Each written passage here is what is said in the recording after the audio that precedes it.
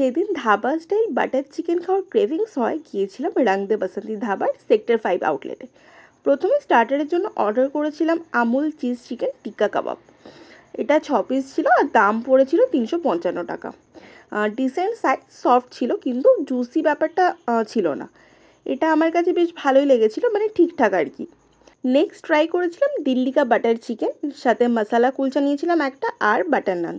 Butter chicken এখানে এক প্লেটে ছিল 4 পিস আর দাম পড়েছিল 385 টাকা, যেটাকে একদমই রিজনেবল বলা যায় না। তো এবার ব্যাপারটা হচ্ছে এখানে চিকেনটা ইউজ করেছিল সেটা ছিল তন্দুরি চিকেন, যেটা বেশ ড্রাই, শক্ত, আর বেশিরভাগ চিকেনটাই তন্দুর করার ফলে পুড়ে গেছে, মানে অতিরিক্ত তন্দুর করেছে, তাই জন্য বেশ তেতো লাগছিল। গ্রেভিটাও ঠিকঠাক, মানে আহামরি কিছু লাগেনি আমার কাছে। এবার সব মিলিয়ে আমাদের বিল হয়েছিল অ্যারাউন্ড 950 টাকা মতো, যার মধ্যে ওরা 2% সার্ভিস ট্যাক্স অ্যাড করেছিল। এবার আমি যতদূর জানি এখন পারমিশন ছাড়া সার্ভিস ট্যাক্স অ্যাড করা যায় না। আমি সেখানে ওটা দেখিনি, বেরিয়ে আসার পর দেখেছি, সেই জন্য আমার কিছু করা ছিল না, কারণ আমি টাকা দিয়ে ফেলেছি অলরেডি।